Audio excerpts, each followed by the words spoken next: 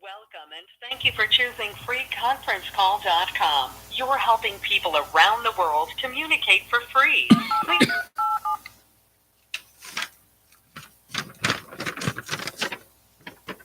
Got my questions. If you are the host, press star now. I am the Otherwise, host. please wait, But- and you will be joined into the conference. But I think I'll just wait. I will indeed. Please announce yourself. Pat Helmers.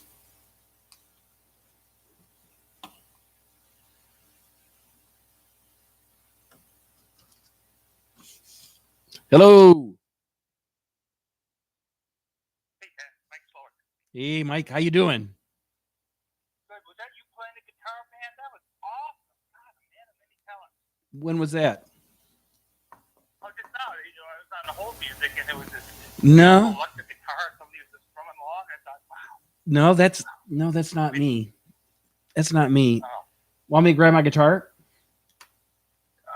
Sure. Actually, I have my Sure. What else? I think you did.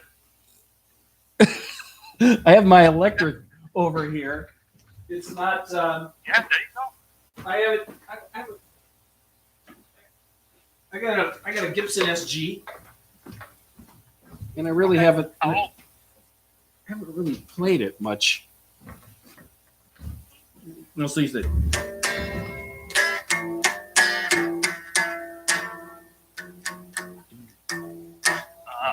That wasn't as good as the whole music, though. I think you need to watch the YouTube videos and practice during this pandemic.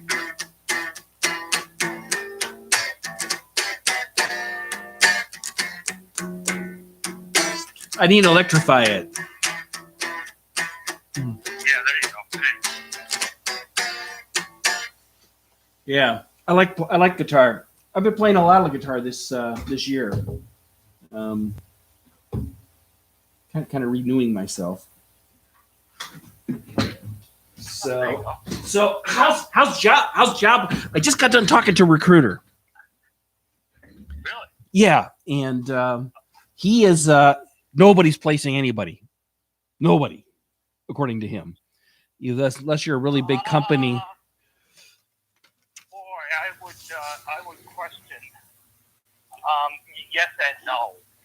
Maybe I'll take a look at your calendar and get something. We could take this offline, but I'm hearing strong indications that companies are hiring. They're hiring the best, okay, but at the very least, they're queuing up people.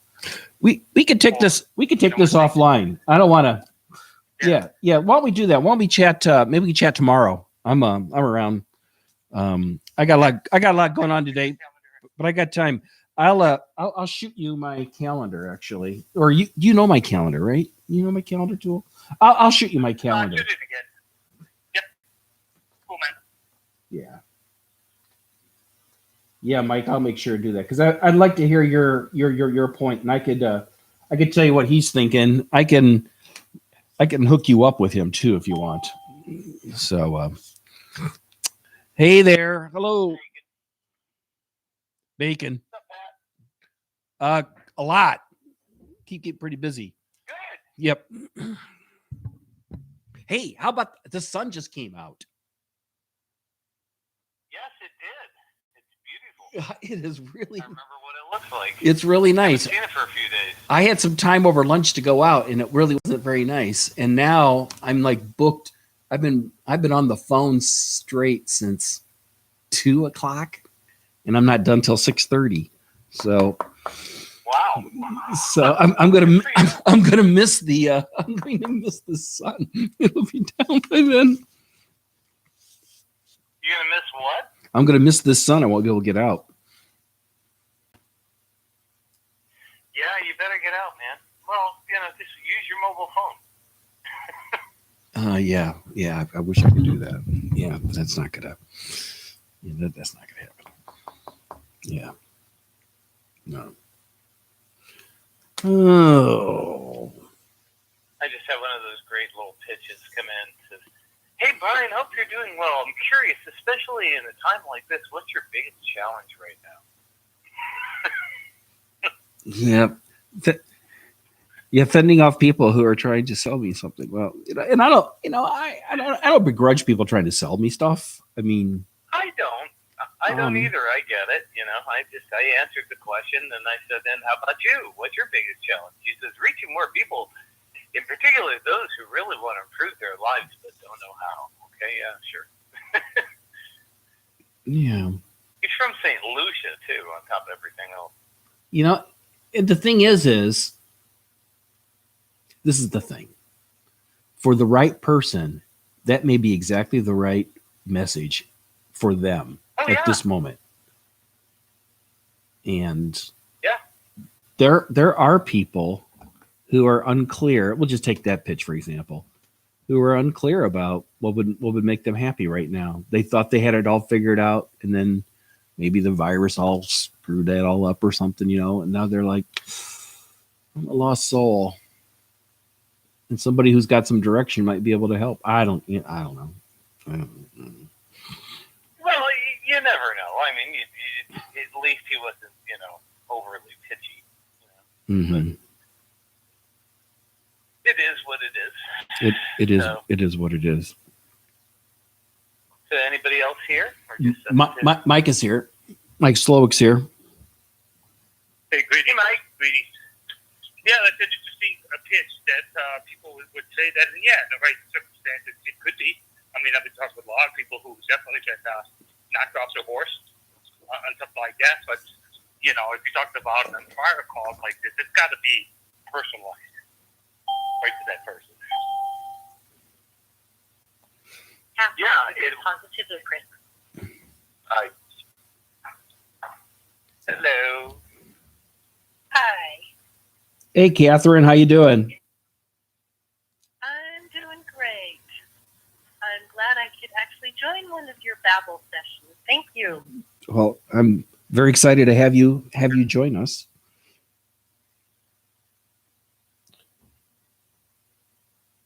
We have Mike on the line. We have Brian on the line. Hello, Mike. Hi, Somebody Brian. else joined too. Hey, hello, Catherine. Can you hear me? I can hear you. Great. So, the first question I wanted to ask, and like always on all of these, people will be hopping on for the next 10 or 15 minutes. So I just kind of get moving on these. Sure. What I was looking for is, the first question is, how are you guys dealing with working at home? Has it been a struggle for you? Has it not been that weird? I know a lot of you work at home anyway, but having spouses and dogs and kids and stuff like that, what's your experience has been like? This is Mike Stark. I've been working from home since they closed my office in November of 1986. So I would have no idea what it's like to go into the office. So everything that everybody's going through now, been there, done that, and I love it. It's far more productive, far more relaxing. There are benefits to going to an office. I get it, but it all depends. So if you have the right setup, if you're in the city with a couple kids, a dog, or whatever, and your office is a kitchen table, that's a problem. What do you mean by the right setup? A quiet place. I'm down in my basement, so for the most part, nobody bothers me. But you got to have your own private little Nancy space. Caston. Go hang out with.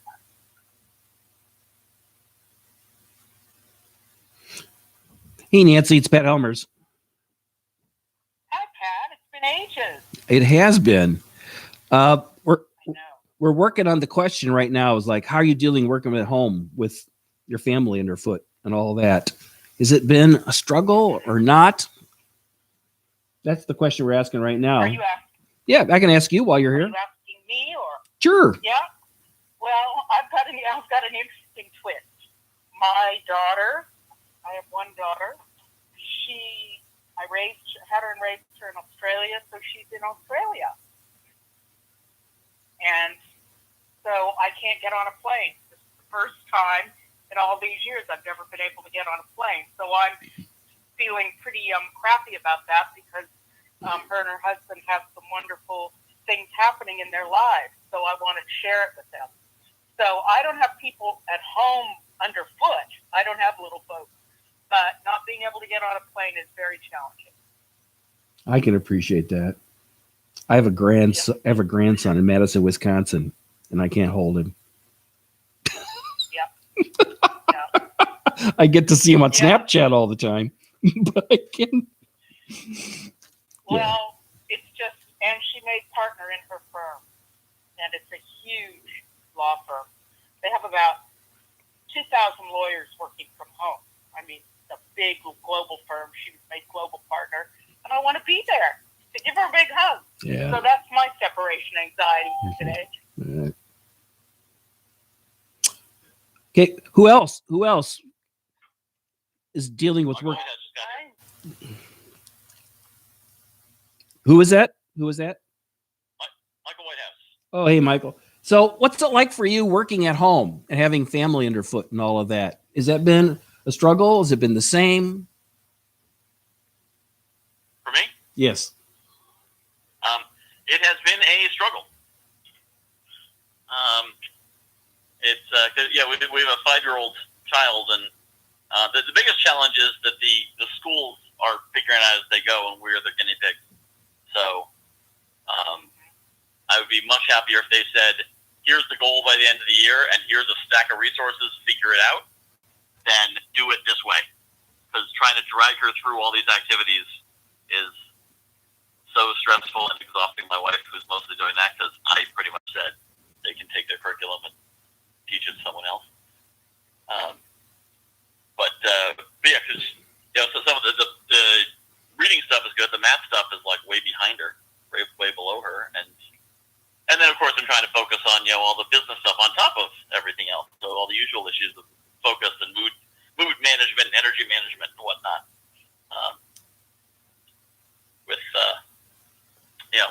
With that to worry about. So there have been some additional challenges. Working from home is fine. Cause half my job's from home anyway, but it's the having the kiddo in the other room that's a bit challenging. Although she's adapting well. She used to interrupt me somewhat constantly, and now she understands. Like, yeah, it's busy. Entertain myself, watch YouTube or whatever, and I periodically and do something with it. That's good. That's good. Are you the only adult? And it sounds like you're the only adult in the house to take care of your child. My wife works at. She still goes into the office. Oh, I see. Yep. So it she's really an is assistant you property. during the day. Yeah, she's an assistant property manager. Right. And so what she started doing was she's now going in Monday, Wednesday, Friday at 10 a.m. So that she can go over do schoolwork with her. But that means she's now coming home at 7 o'clock on Monday, Wednesday, and Friday. So pretty much I'm kind of on like survival level. I'm not really worried about what she's doing as long as she's safe and uninjured and more or less entertained. And then the media she consumes is mostly not educational per se, but not bad. It's decent YouTube content.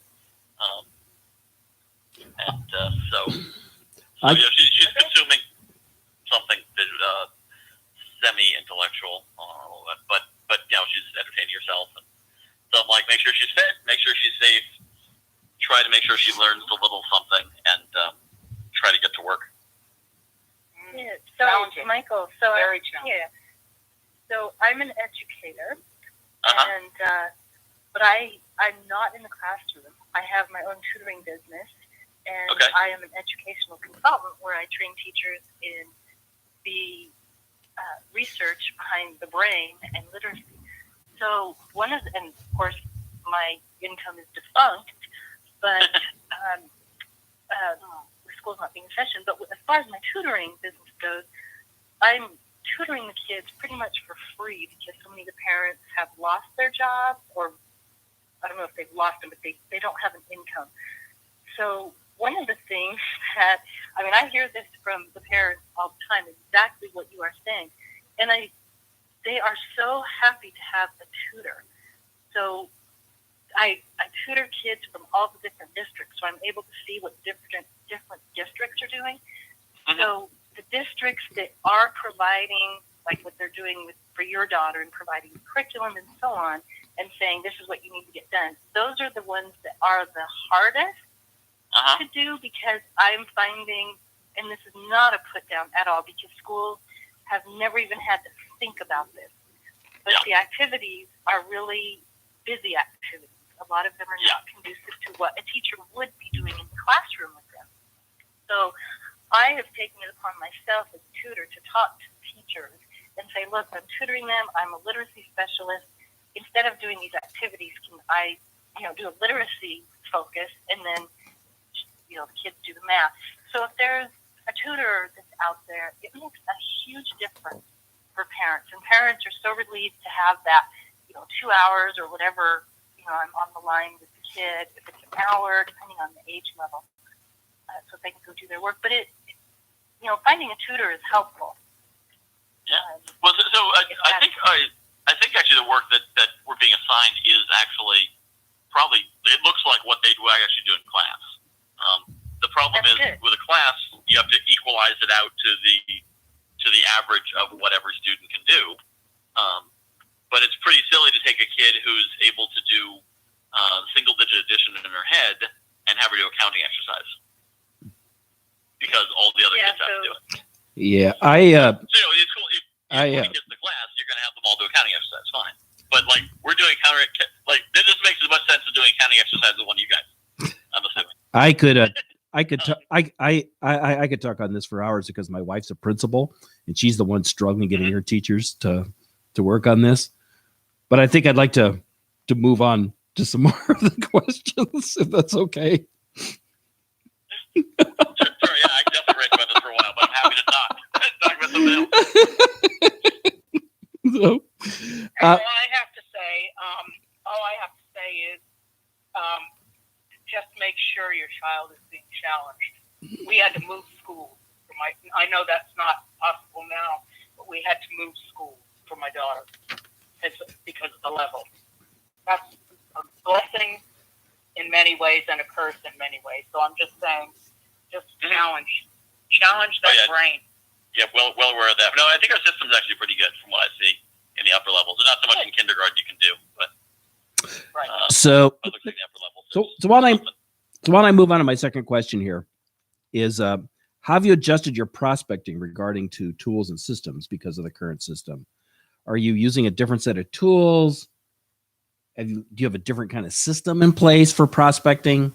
How are you connecting with clients or buyers? Better put. My business is pretty much kaput right now, being that no schools are in session. But are you looking to get people queued up for I like to think of them as opportunities for when times do change. They'd be ready to buy, but you can now be building the relationship with them, because most things take a while anyway. Most deals take a while. Maybe I should see it as an opportunity. Yeah.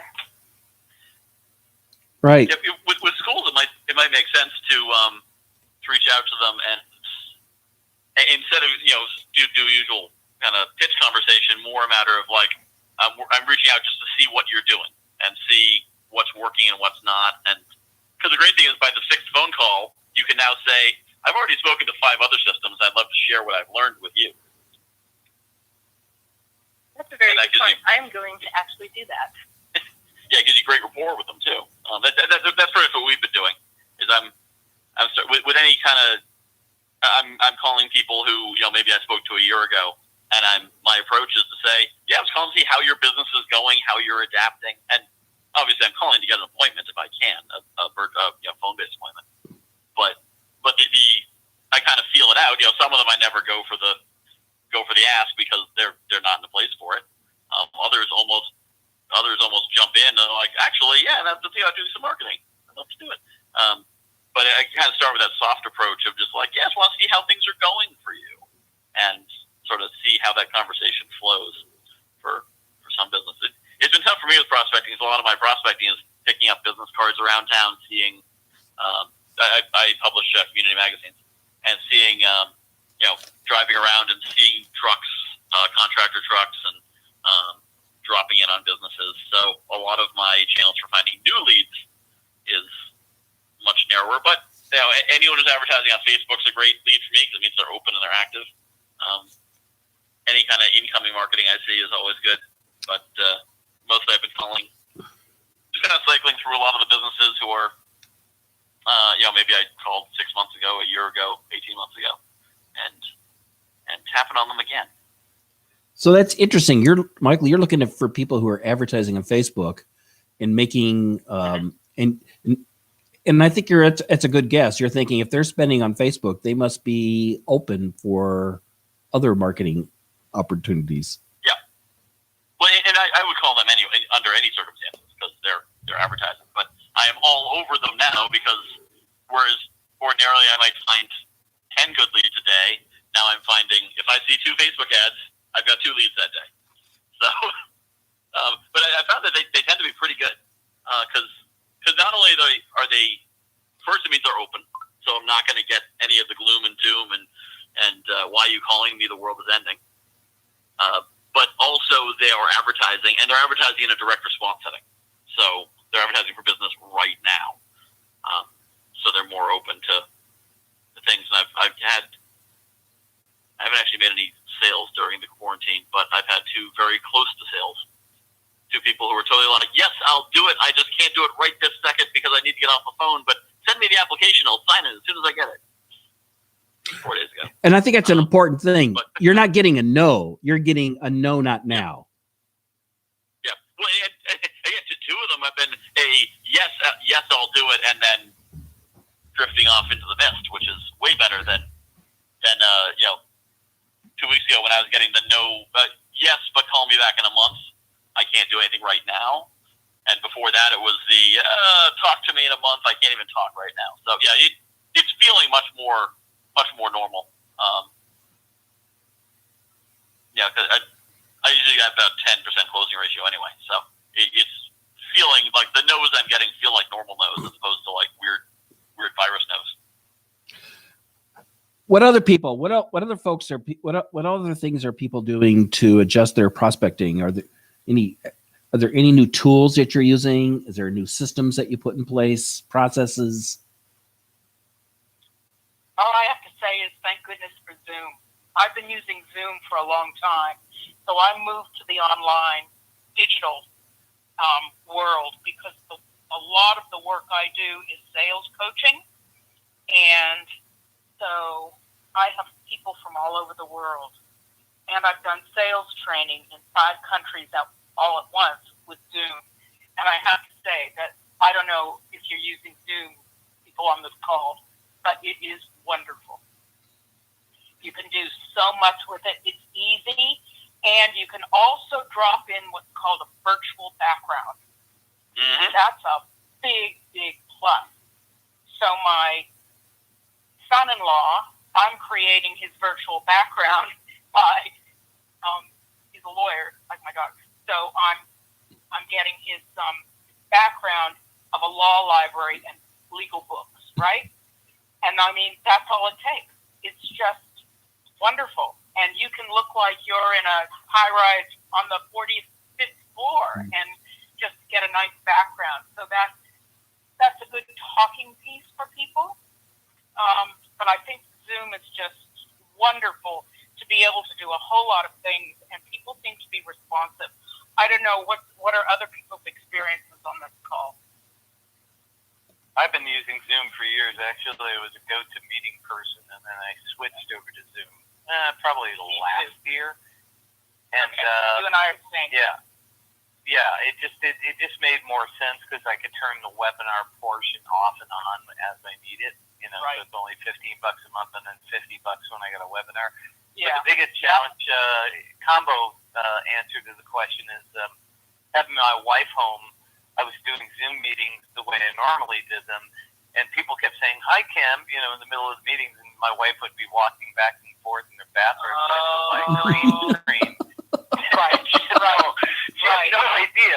So I But it does. I bought a 150, and then I bought a new computer. But yeah, $150 green was screen. worth it. Yep. Yep. Mm-hmm. Yeah, the green screen I have is like I think $15. What? A green screen I have I think is like $15. Oh. Yeah, you can get them. You can get them cheap, but I got one of those ones that actually packs away into a. It's in a case, and then it actually lifts up and folds down. Oh, fancy! It was. Yeah, it was. It's nice because that way. I mean, it sits in the middle of my office because of the way my desk is done. It's in a corner, so the light faces out into our living or family room, which has all these windows in it. So it's that way I can move it, set it up, take it down, move it away. You know, it's nice and easy. And mine fits. It attaches to my chair, so it's round. I've seen those too. Yeah. Mm-hmm. And that works too. Yeah, they're about $50. That one, that's not so bad. I was talking to a guy. He bought a green tablecloth. Hey, whatever works. That's cool.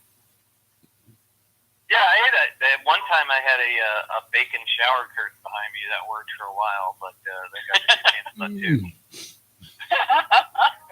Well. So I don't use Zoom because as a podcaster, I have to have WAV files for editing.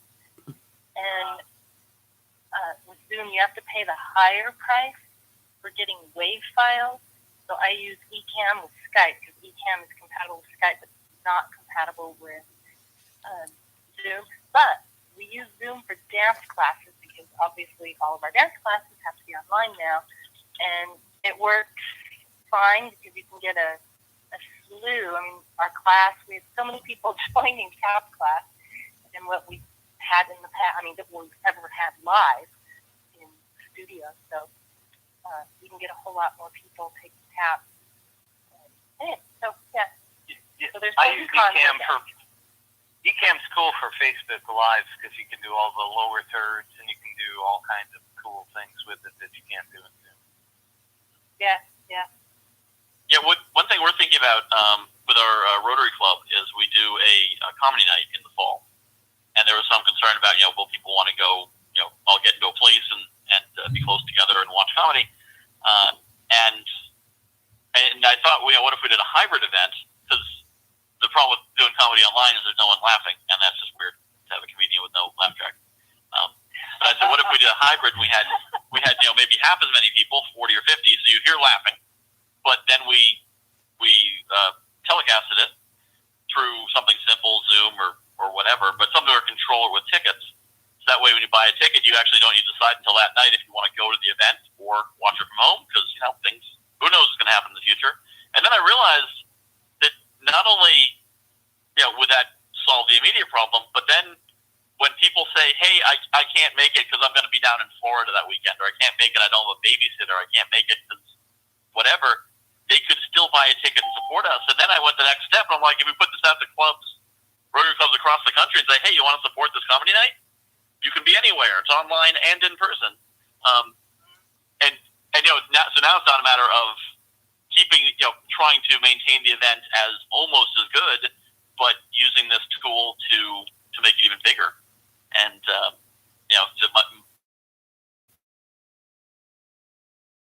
be tickets sold because of the Ticket?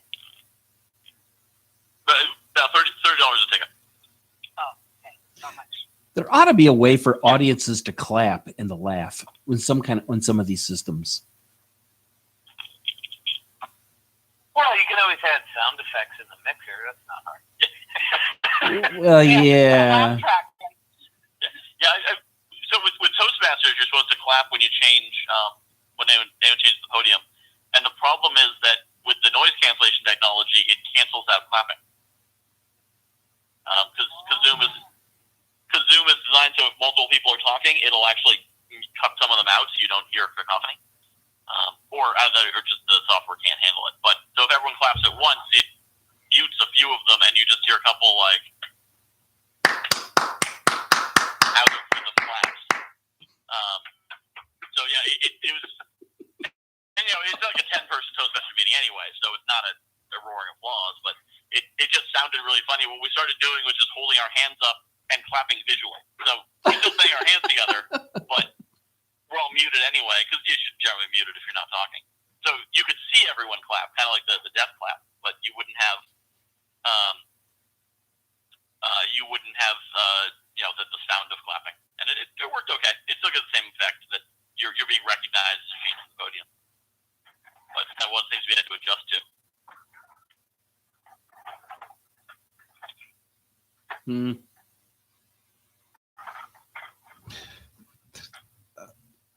The other question I've got is, what are you guys doing to stay in touch with people in your company? How are you keeping your teams in sync?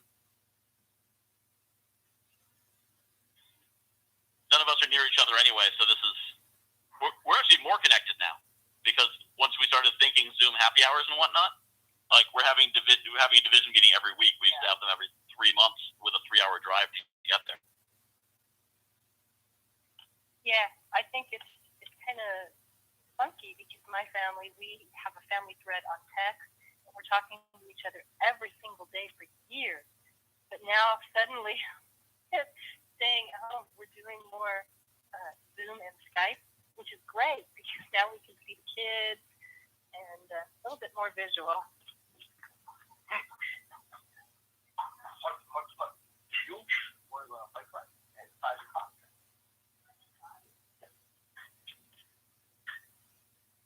Who else?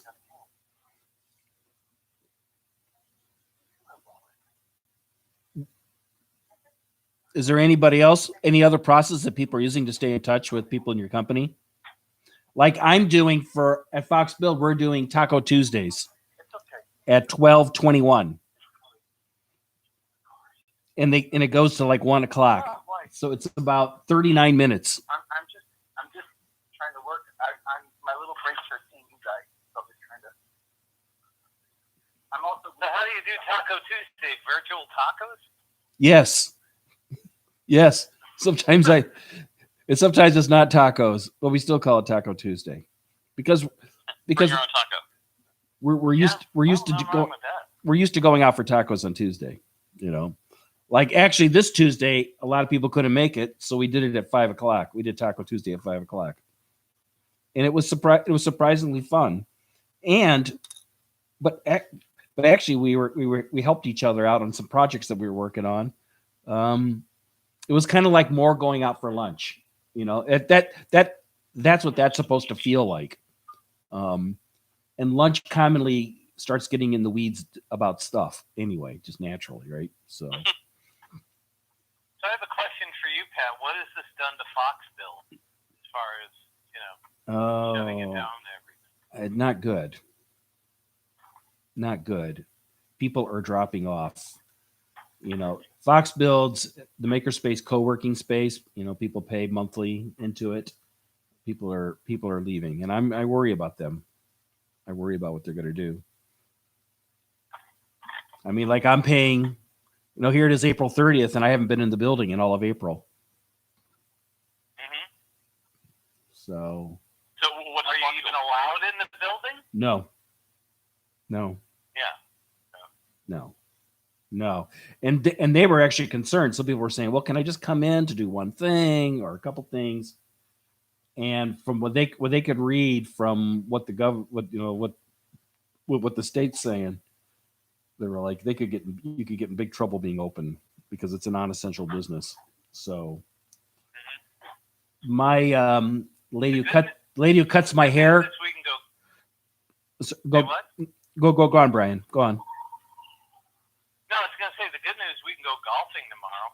We can go golfing tomorrow, 7 a.m. Yep. I just read all about that earlier today, which is good because that's another thing. Like I belong to a golf course. I paid in January. I've been out once this year. I'm not getting my money's worth at all. Which one did you pay for? I belong to Cedardale in Plano. I have for a couple of years. I've had for a few years. Yeah. And you never invited me Sorry, what? What state are you in? Illinois. What are you talking about? Illinois. Oh, Illinois. you're in Illinois. Yeah. I'm in California. Yeah. Yeah, Connecticut golf courses are open too. I don't think they are here. Yes, there's. I don't know what it is for co-working spaces. But I think manufacturing's open. I think it's more a matter of they're trying to close places where people congregate. Yes. But not so much offices. So I think people can go into their offices. For example, in the golf course, this is what they've said. There's all the practices areas are closed off because they don't want people to congregate. They've taken the cup of the hole and raised it up 2 inches. So if the ball hits the cup, that's going to consider it a hole. Don't touch the flag. Don't wash your balls. The porta potties have all been locked up. Anything that you might touch, they've is off limits.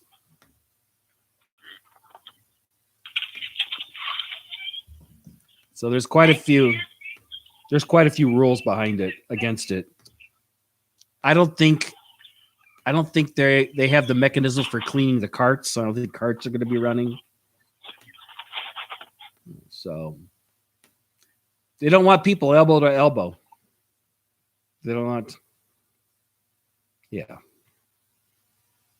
Unless they're working meat packing plants, then they pack in there. That's a debacle. Have you gone shopping? I went shopping yesterday, first time in quite a while. There's like no pork, like none. Yeah, our supermarkets, they're fully stocked. Although I didn't check for pork. But most things were there. So I don't know if it's because our supermarkets have a different supply line or supply chain or what. But. Well, the meat production is down 25% in the United States. Yeah, I was pleasantly surprised to see that we did have that we are still well supplied here. Yeah.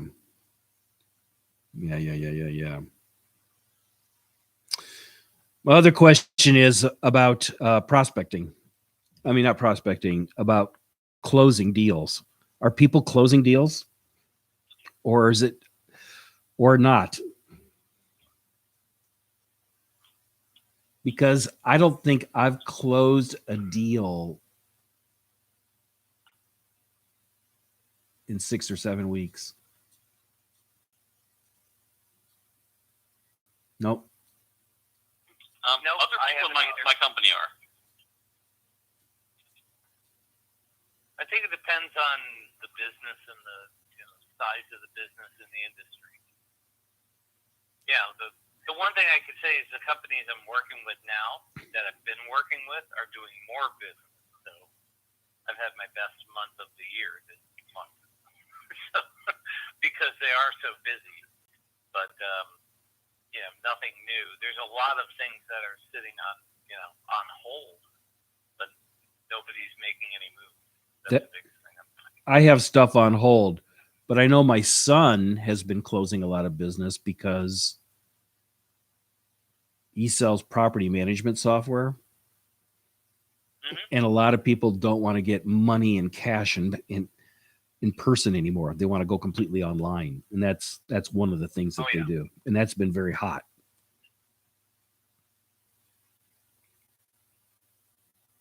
Meanwhile, his wife has been furloughed for a long time. So. Yeah, that's the thing. I think there's going to be a lot of opportunity for a lot more virtual stuff. It's like, you don't even want to touch. I mean, I love being able to go into a store and pay with my watch and not have to touch a keypad. Yeah. So I think there's going to be a lot more of those kind of things, the more virtual that things get. There'll be a lot of opportunities like that. I think medicine is finally getting it more together. I know all my doctors have gone virtual, so they're doing all telemedicine, and they should have a long time ago. So it's about time. Yeah, I think this will be the kick in the pants that will get a lot of things into the 21st century. Remote working. Mm-hmm. All those companies are like, we couldn't possibly work remotely until they have to, and after 3 months of remote work, it's going to be hard for the boss to say that didn't work, unless it truly didn't work. But yeah, I think it's going to have a big impact on the business real estate market, because if you can get people to work from home, why have a big office?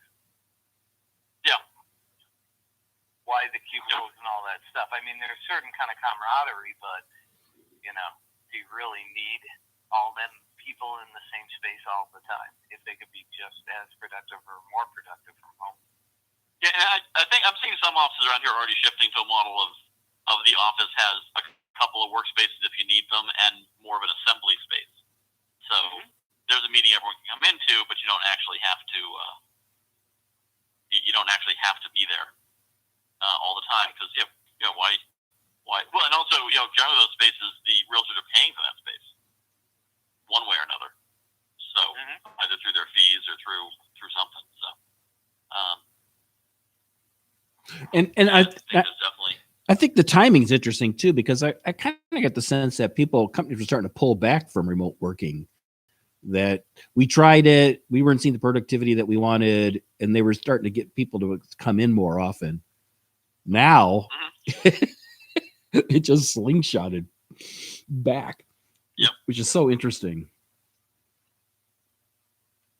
I think there's more emphasis on management adapting now and believing in people that they are working from home. So I think a lot of it has, management and leadership teams have adapted as well. I think it's been an interesting development. It's like years ago, nobody was using CRM for sales, right? And now you can't find a company that isn't. So I think it's adaptation, a lot of it. That's my 2 cents. I think you're right, Nancy. I think you're right. Yeah. Yeah. But I think another way real estate's going to adapt. I saw this in my wife's business. She's an assistant property manager. She's been wanting to get like virtual tours of the apartments online for years, and they're like, yeah, it costs money. And we're talking about $400 for a multi-million company. Like, I don't know. Well, suddenly people aren't coming in, and they don't want to do in-person tours, and they finally swing to the 3D camera or the 360 camera and everything, and so now they have virtual tours online. And I think the realtor, if a realtor had to buy a 360 camera for this, they're still going to have it. And imagine if when you're going through Zillow, instead of looking at a bunch of flat pictures, you can actually do a virtual tour through the house. The advantage that house has over the house that doesn't have it is huge. It's going to start dragging some realtors in the 21st century. Go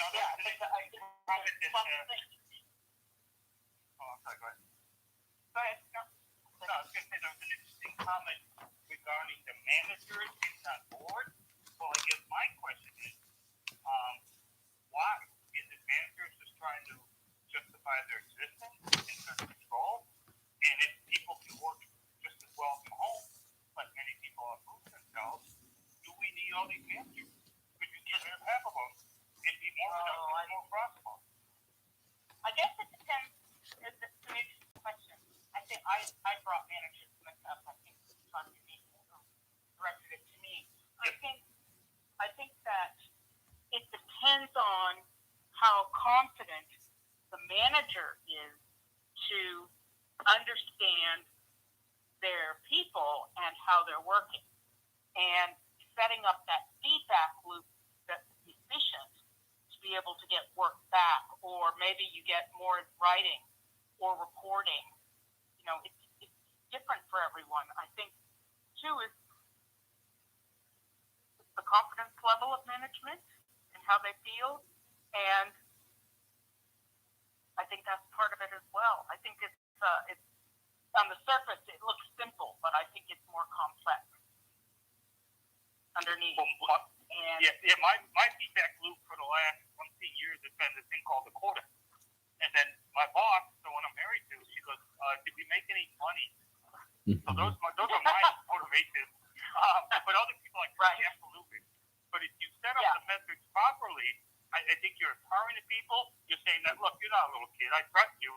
And you'd be shocked what people can do. And probably double their productivity, or something crazy like that. Well, I think the problem is also a lot of managers don't know what their job is.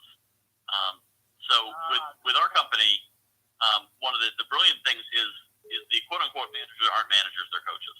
I'm a market manager, which means I'm responsible for about 400 square miles in southeast Connecticut, which basically means there's for the longest time I had no team, so I was a manager with no team. But now my team doubled in size because with all this happening, people were now like, wow, the sales job looks a lot more steady and secure than it used to before. Now everyone's getting laid off. So I have no authority over my people. I can't fire them. I can't punish them. I can't reward them. All I can do is coach them. The manager above me has some authority, but not a huge amount, although I can advise. But most of our job is to support, to provide tools and resources, and that's how we lead. So we have no punitive leadership ability. But what we do is we watch what they're doing, and we see, because we can watch the metrics, and we can see, like, did you set any appointments today? No, I didn't. Okay, what's going on? Did you make calls? What's happening? And so our job is to support them, and no matter what's happening, and we've had people who, like, just didn't get on the phone for a month. And most companies would just, try a couple times and throw them overboard. And with us, it was basically one manager would talk to them, and then someone else would talk to them, and someone else would reach out to them, and someone else would reach out. And there's one person I talked to, I was the 7th manager. She wasn't even in my area, but she reached out to me for help, and I'm like, sure, I'll help you. And our attitude is get the right person to help that person, help them succeed. Now, partly it helps that we don't have a base pay, so it's not burning company money with someone's title like that. But our attitude is that it is more entirely positive. Like, get these people going. Some people can't be saved, but we don't need to be watching them because they're watching themselves. They're motivating themselves, and then we're providing tools. We're providing training, support. We'll do we'll do all the regular training techniques, but without because the assumption is if they're not making any money, they got pressure. They don't need you don't need me to tell you what the consequences are. You know what the consequences are of not working. You need me to tell you how to get the good stuff. So that's all we focus on, and it works pretty well. I've always thought that I really agree with what Nancy's saying here, because I've always thought that management in sales has been lazy, and that they used like the quota, like what Mike was talking about, to manage people, because they have this feeling that people are all motivated by money. But other managers and things other than sales, they don't manage that way. They have lots of other KPIs, key performance indicators, that they're using in order to measure where people are at. So I think if sales managers were doing things like saying, well, how many real conversations did you have today with people? And how many meetings did you get scheduled? And how many meetings were you really participating in? With the idea that these are like true indicators of like that a deal is actually advancing slowly, as opposed to just say, well, what's in your pipeline and how come you didn't close this guy? Yeah, so but what you're saying, what I'm interpreting is focusing on activity in a sales process versus it's just all in one. What's the quota? How close are you? How many calls? But it's important. But it's important steps though. It's not how many calls did you make. It's like how many did you actually speak with somebody? How many were real conversations? Things like that. If you've got a sales process in the organization that is like that, that's fine. But when you don't, it's very hard for people to adhere. Salespeople are usually very motivated, but on the other side, I guess because of what I do, I develop and implement sales processes. When I work mainly in the long cycle B2B area, so there's the lead time could be 2 to 4 years. So that's pretty sobering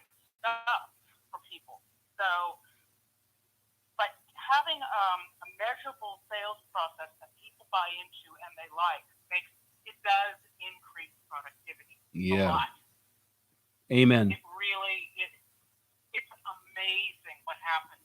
And the thing is that when I develop these, I don't develop it without the client and the people. So I develop it so that people have such a big ownership. They're happy to have it, to be involved.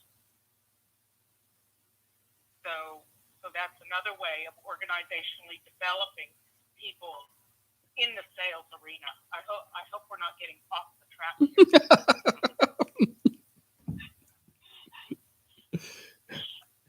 I think the question, but I don't think so, because the question really is are you advancing sales and are you closing them? That's the one what we're looking at right now. And dependent upon the industry, it could be hard to close people. And I'm a strong belief in the notion that you can't control the results, but you can control your pursuits. And if you're pursuing lots of deals and you're keeping them warm, someday the floodgates got to open up, and hopefully these deals will all come to fruition. But if you've not been working them, they're not going to come. You won't have anybody there to close. I've actually internalized that to the degree that when I have someone on my team make a sale, I have to remind myself to get excited, because my instinct is now to say, "But how many calls did you make today?" Yeah, you made a sale. Great. How many calls did you make? Because making a sale is good for morale. It moves them along, whatever. But if they make a sale but then don't set any more appointments, because our model is set 3 appointments a day. If you made a sale and didn't set any appointments, well, you're not making a sale tomorrow. And that's how you end up porpoising. Great week, bad week, great week, bad week, great week, bad week.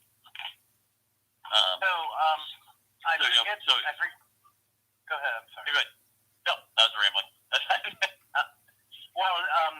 The lady, pardon me, the person who was talking about the sales training. What's your name again? I'm sorry. Nancy Nancy, thank you. What's your last name, Nancy? Kasdan. Spell that. Nancy Kasdan. Kazdan.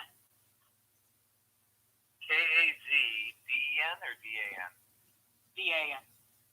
Gotcha. Okay, thanks. I'm just curious. Are you finding in these, like, for example, in my space, a lot of people use things like Asana and Slack, and they're using programs to track projects, progress, and stuff like that. I mean, CRM, obviously for sales are one thing, but are there project management tools that you're seeing people using out there to kind of, track the sales process, or is it just strictly CRM? No, it's not strictly CRM. In fact, interesting questions. I belong to a group called Salesfoot. Thank you. There are so many things that have gone well beyond CRM, and I have to say that this is one of my big things. I don't think AI and CRM have made it yet. So, I'm in Salesforce country. I'm in Silicon Valley. Oh yeah. Everybody, yeah. But I will say that there are other tools to be able to do more holistic sales enablement. That's really what people are doing more of today than ever. Coaching is definitely a part of that, but implementing sales enablement. That really is the holistic value of an entire sales culture, right? Mm-hmm. So does that answer your question? Yeah, no, it does. I was just curious as to what tools are out there. Let me just double check the spelling of your last name. C as in Charlie, A, Z as in zebra. Yep. Sorry, K as in kazoo. K-A-Z-D-A-N. And what you do is, it sounds like we should hook up. Yeah, no, I would love to learn more. Just to kind of what you're doing and what you're learning. Nancy and I met each other at a conference in Santa Clara like 3 years ago, was it? I think it was that long ago. Can you believe that? And you're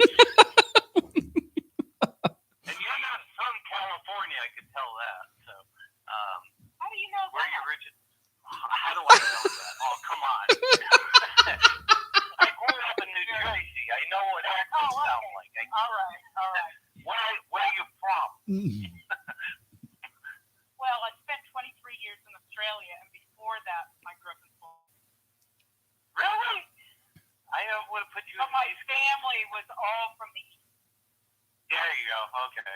My family, yeah. They were New York and Boston. Gotcha. Yeah, that's kind of what I thought. So, anyways, yeah, no, I sent you a connection request on LinkedIn, so let's set up a time to chat. Cause I'd love to talk to you more about that kind of stuff, just to learn more about what's happening. Oh, yeah, I'd love to. What do you do? Well, we'll definitely have that chat. I don't know your name. Yeah, sorry. I'm Brian. You're Brian. I'm a fellow podcaster. Yeah, Pat has Sales Babble. I have Bacon podcast. I've interviewed Pat. He's interviewed me. We're good. We're good buds. Yep. The biggest problem I have with Pat is he has not invited me to golf. That's the biggest problem I have. Well, you guys now have your opportunity.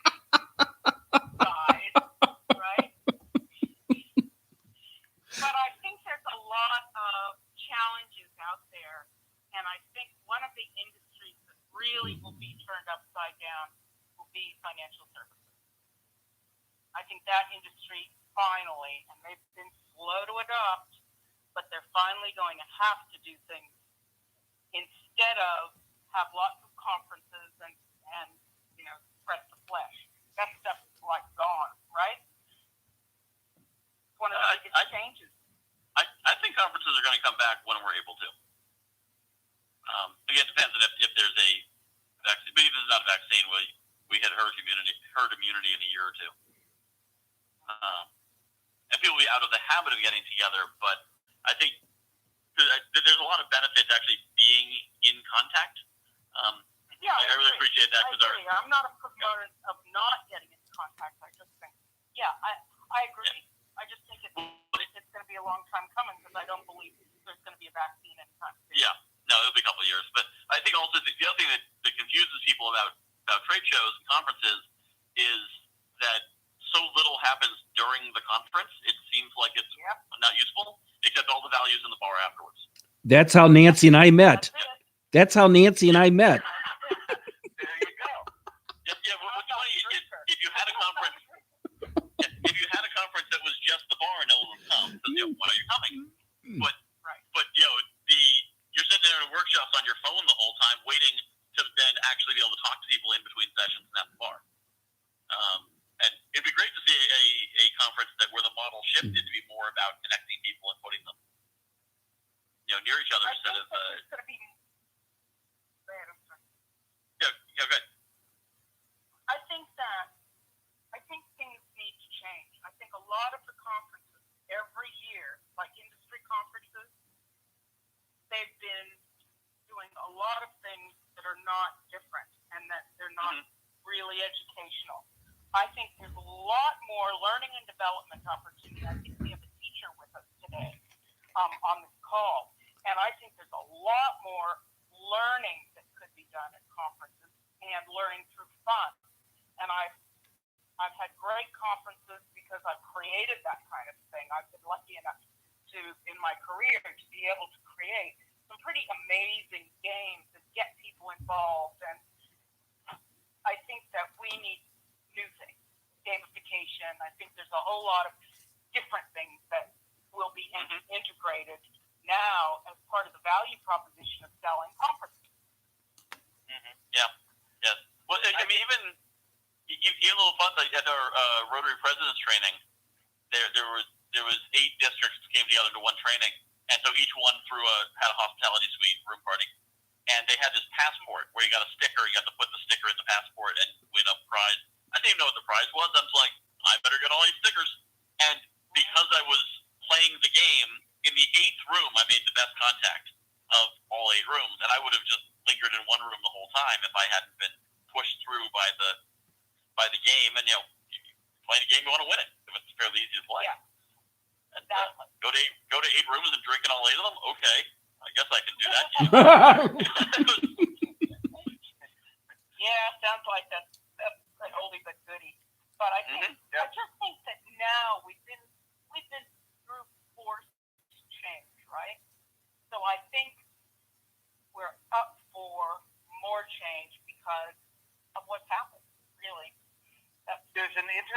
interesting experiment, and I just did this podcast yesterday with the guy I've interviewed before. He does his main shtick is the psychology of social media, and what he talked about was the difference between online learning and online teaching. And he's actually part of a new group just formed on Facebook of all college professors, and there's about 25,000 of them in there. It's brand new, and that's how many people got in there.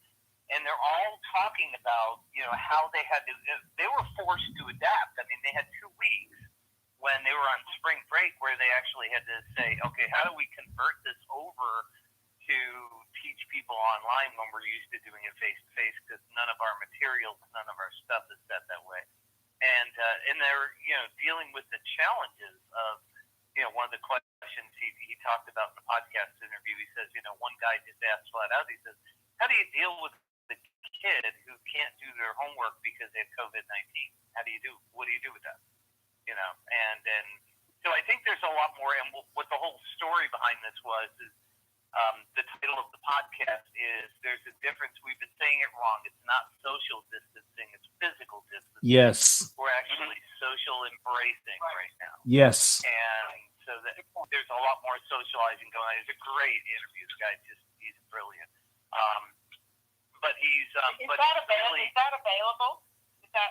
Just go to baconpodcast.com. You can find it. It's Brian Kinghorn's the first one up there.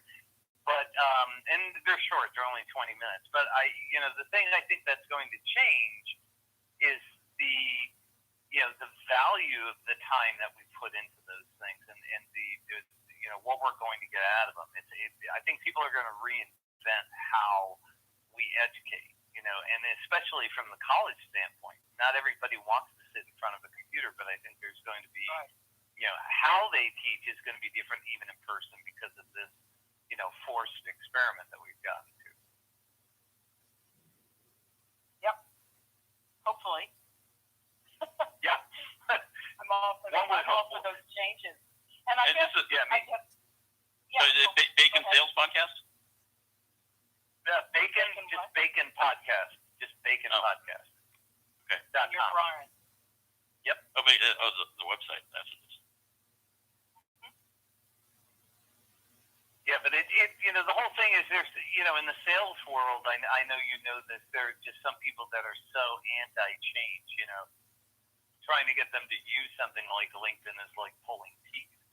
I don't want to do that. I want to get on the phone. Well, this is how we prospect. This is how we make connections. I think those days are coming to an end. I think they've been coming to an end for a long time. I think this is forced now because we've compacted it, but it's been happening for a long time. And I'm amazed. I have clients that get on a plane to go see a client. Now, they're pitching, some of them, in their defense, because I love them, they're, they're pitching for $100 million. Yeah, that's what we get on a plane for. It's hard, right, and it's hard not to get on a plane. But there's a lot of time that incrementally they're having meetings that aren't as meaningful, or they could have more of them if they did them over Zoom and things like that. This company thinks I'm wonderful because I did everything on Zoom. Well, they gave me 5 countries to pull together in one session to do sales training. Well, gee, I had to change everything too. So all of my exercises and all of that, the learning is very different, but there were big cultural differences. And I think we're just learning how to adapt differently. And for those that don't want to adapt, I'm not so sure it's an optional extra anymore. I just don't think so. And it's not a put down, it's just that things are so rapid now, we just have to get on board. So there's my spiel. I like it. It's a good spiel. Well, spiel. Well, I just think that part of what we need to do is help either our organizations or our clients, whatever kind of business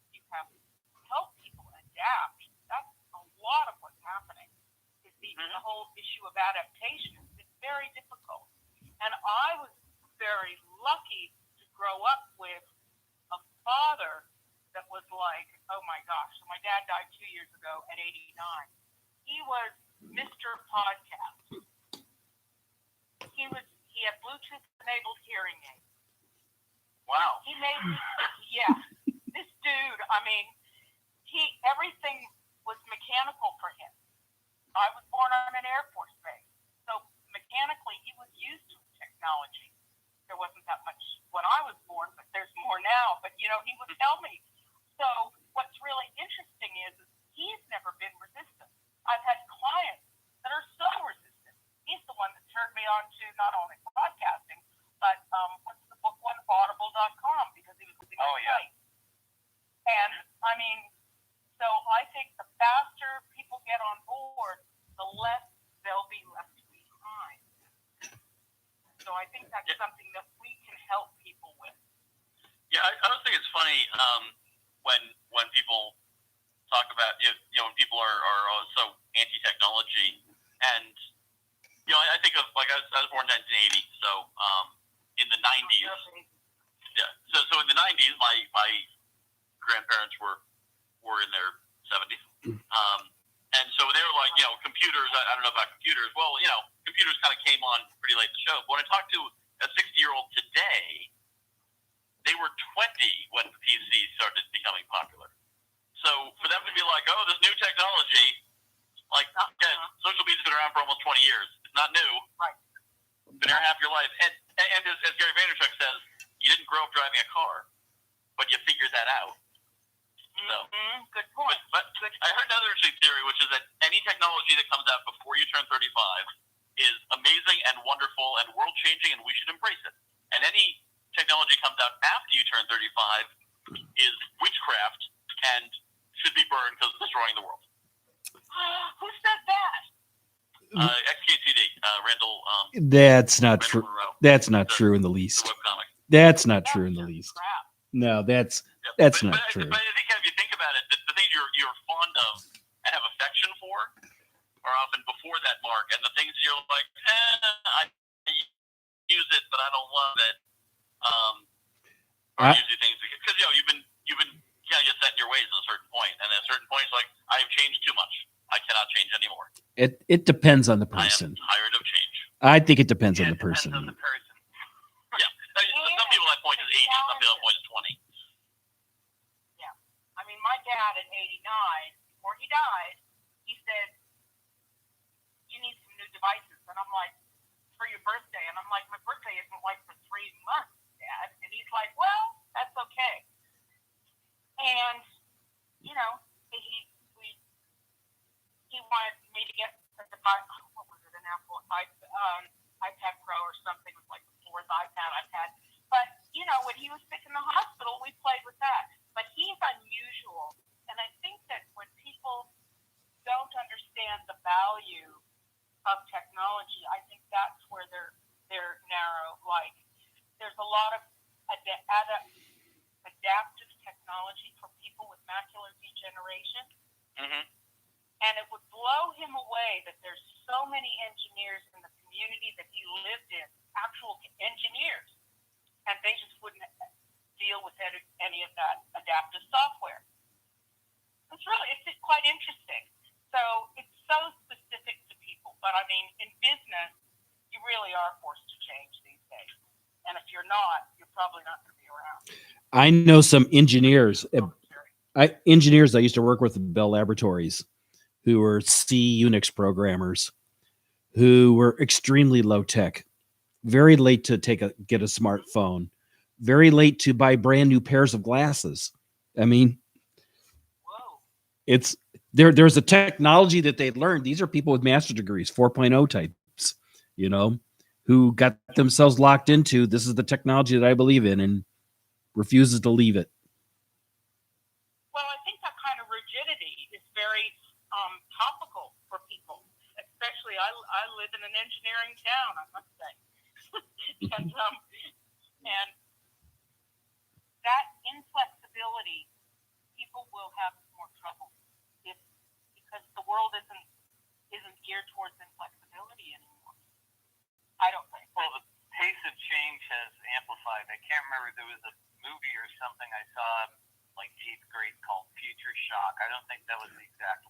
Alvin Toffler. Alvin Toffler. Yes. Gosh, are we that ancient? Yes, we are that agent. But it talked about the speed at which things, amplify, and now it's like everything doubles its capacity. It used to be every 10 years, then it's every 5 years, every 2 years, now it's every 2 months. It's like they could release a new iPhone that's 2 times better than the one that you have, but nobody'd buy it. That's the problem. You can't keep doing that. But the technology is amplifying so fast, and I think one of the challenges is BSOS, bright shiny object syndrome, is people don't know which one to choose. They don't want to get locked into something. But so it's almost like there's too much choice, and people just want somebody to come and tell them this works. Really? And that's really the challenge is, when you create a system that works and people change it. It's like my wife. My wife in Facebook is really simple. She hates it when they change the interface. It's like nothing changed. All they did was change where they put things. But because it looks different, she says that she can't use it. But nothing's really changed. It's just they move things around, and it drives you crazy. Where to me, it's like, oh, cool, check this out, this new. It's like I'm doing a boot camp on LinkedIn tomorrow, and I have to go in and go to everything and look at all the different changes that are there. They've changed the mobile look and feel, and they've changed the names of certain things. It's constantly changing. They certainly don't tell you, hey, we changed this. I mean, if you want to spend time on their website, they'll tell you that, they're not actively saying, hey, we changed all this stuff. But there's certain people that adapt to that, and there are other people that just hate it. I think our challenge clients and getting clients is to make sure that we're understanding and being empathetic and understanding what their plight is. And I know that salespeople assume they do that, but I think now it's a little bit different. We can be more empathetic because there's a more sensitive issue on the table called health. So I think that now is the time to embrace that empathy. I listened to 2 other groups today, and we were all talking about that whole thing of emotional intelligence, and that now is a great time to really demonstrate that even more, because people are pretty tender right now. People don't know their future. I don't know when I'm getting on the darn plane to see my daughter. That's upsetting.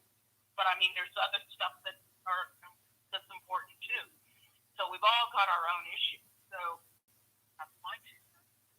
Yeah, I think also getting to another point you made where people are like, there's too many things, I don't know which one to choose, someone tell me. That's where, getting back to sales, where sales conviction is so important. Because sometimes it's, buying a car, for example. Cars are pretty similar across the board with some small differences.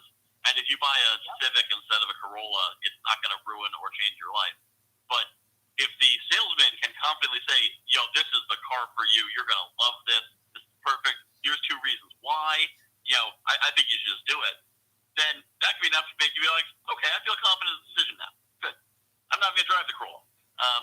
And it's almost better for the customer in some cases to not let them go shop 4 cars and then be like, well, I like this in the Corolla, but I like this in the Forte, but I like this in the Civic. I think you said it, but you said something within what you said was you were really looking at benefits. I think, if you could couch the benefits for the client, I mean, this is sales 101A, right? If we can zero in on the benefits, right? And it could be with a car, it could be a lot of different things. The new benefit today is having things so that we don't have to be, that we have the hygiene stuff worked out. I'm losing the word. But I think that you're right. It's people I think are going to be up for a story that helps them realize what they themselves want. Yeah, and kind of telling them what they want instead of asking them. Right. No, I'm not. Yeah. I mean, helpful. Yeah. some of the issues that you bump into here is this whole idea of the paradox of choice, right? If you have a million choices, it gets to be that your greatest competition is the status quo, people not choosing at all because there's too many flavors and too many colors. I think that's where, and the thing that I've been thinking a lot of this year is the power of trust. There isn't a lot of trust in the world. People don't afraid they're going to get scammed, and people don't. We see it in our politics. People don't trust what they hear. They think everything is a lie, everything's a scam. But if people trust you and they think, yeah, you've got their back, they'll pick the Civic because seems like this guy likes me. It seems like he's been pretty straight with me. Everything he's told me has been true. I could go look at a whole bunch more, but right here's the solution. I think I'll buy it. Yeah, and I mean, it's asking the question, right? What's the most important thing to you about a car? And listen to them, right? Right. And then, I mean, there's lots and lots of research on what's important, the difference between men and women and all that stuff. But I think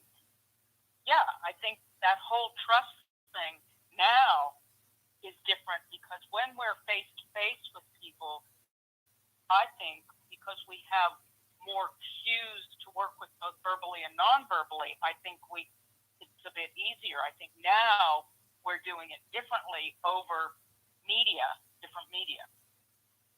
Right. And so one thing I found interesting, so we don't, we do a remote guided presentation. So it's phone and slideshow, which they're clicking through themselves. So I can't see my clients when I present them. And so what I have to condition myself to do is assume that they're happy and assume that they'll tell me if they're not. And so we're proceeding through the presentation, and I'm listening for them to say things like, "Oh, interesting," or "Huh?" But short of that, if I don't hear anything, I'm just assuming we're good and we're plowing through. And what I find I'm doing less of is introducing objections. So I'm not bringing the objection in because I'm assuming they love it. And of course, we have a set presentation that we're following, so I'm not making it up as I go along. But so I just kind of keep cruising along, and I'm finding that I'm getting a lot of people saying this sounds really great. Now they might not go for it for various reasons, but saying that sounds really great because I don't have that data, so I'm just assuming it's positive and going forward. I guess it depends on what you're presenting over. And how complex it is, and some other factors too. Right. So because you can you can raise hands or do smiles, or there's lots of different ways to do feedback. Oh yeah. Give them the option to be engaged. The chat. Yeah, and I do certainly check in with them and ask them questions and whatnot. But during that time when you're kind of talking for a bit and you might be looking at their face and being like, because some people just have resting frowny face, to put it politely. So as you're talking, they're looking at you, and you think they hate you, and it turns out that's just how they look when they're listening. But you get to be like that person's thinking about how to stab me in the face to make me stop talking. But no, they're just listening. They're just listening. So Nancy, you said something interesting. You said that the average sales cycle is 2 to 4 years, and it's B2B, and I concur 110%. But one of the things I'm finding is not only is it a 1 to 2 year sales cycle, but then on top of that, there's a 1 to 2 year trust cycle as you're working with them. Is as you get deeper with the customer, they tend to be more honest with you because they're nervous when they first start out. So it takes a little time for them to actually get to the point to even trust you to give you the full Monty picture of what's happening. Yeah, and that's where your question. That's where great meeting structure comes in, and I don't narrow structure, but and I try the good questions. What? Yeah, I try them. I try those questions, and but it takes them a while to really give you the full Monty. Even if you ask then you're the not right question. So I'm not asking it at the right time. Well, there's asking the question at the right time. Good point. But there's also the other questions that lead into those big questions. Because a lot of times people come forth and ask big questions too quickly, and that makes people pull back. And when your product could be just perfect for them, but it's pulling those. Who am I talking to? Who's saying? This is Brian. Oh, Brian, you and I have to talk. We have a lot of synergy. So I've met a new friend. Thanks, Pat. That's what I'm here for. Michael, I love it. I hope Michael and his little person will get organized too.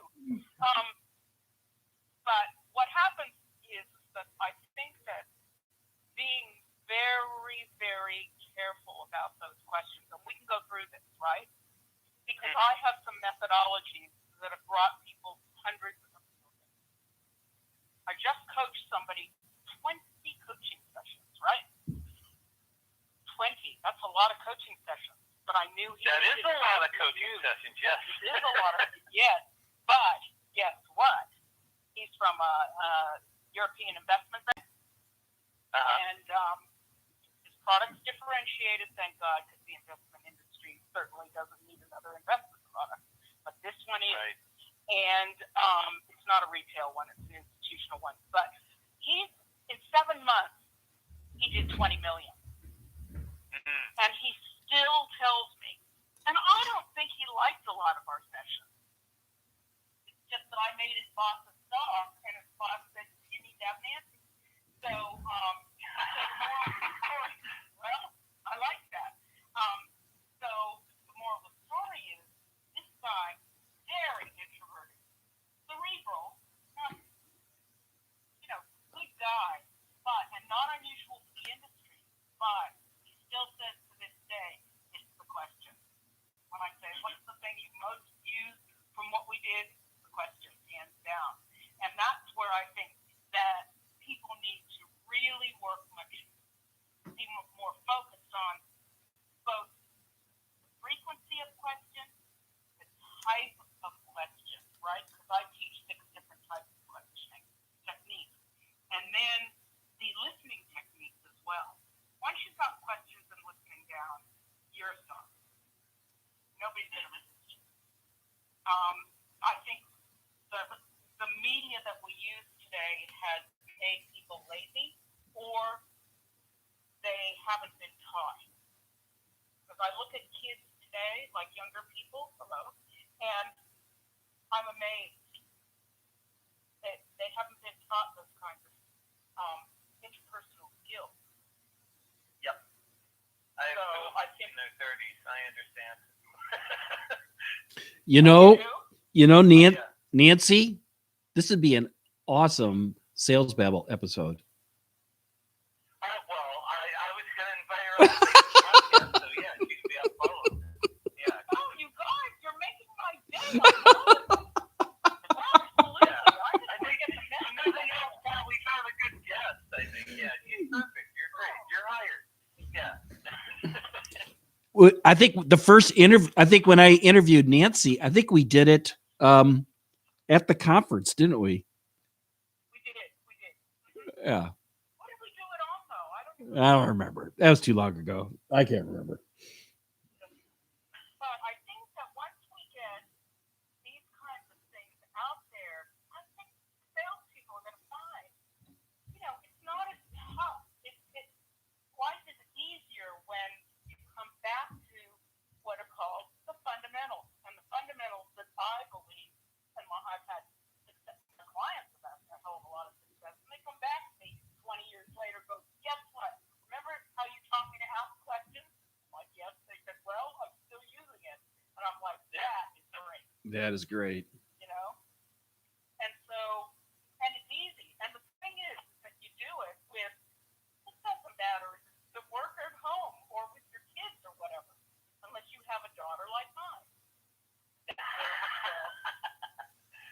And then she'll ask me the question. So when she was little, she would say, I was talking about values, and she said, wait a minute, Mom. I'm going to ask you a question. I'm like, great, Nicole. And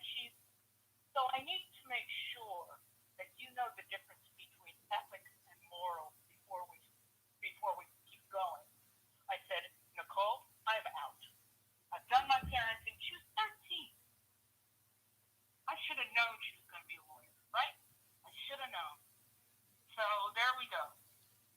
And I'm so proud. But I'll tell you, those questions, even teaching your kids make a difference. It makes their life so much easier. So much easier and personal relationships. And you can disarm people so easily. And something that all of us need to be reminded to do. Obviously, listening is part of that. So I am ready, willing, and able whenever you're ready to do a podcast and to do another. Yeah, and if it could be on questions for salespeople, I just don't think they're asked enough. I think we've got a couple of generations that have not been taught. According to my clients, they notice people have not been taught. Well, I have a mastermind to go to in 7 minutes. Yeah, well, I'll let you connect your request. So you're all good to connect up with me. I'm like, Wonderful. I hope I'm sorry. It just makes me so excited. no, yeah, it's awesome. This was by far the best call we've had so far. So I think hey, Pat, were we babbling a lot better this week? Last week you insulted us and said that why is it better out there? So I guess it's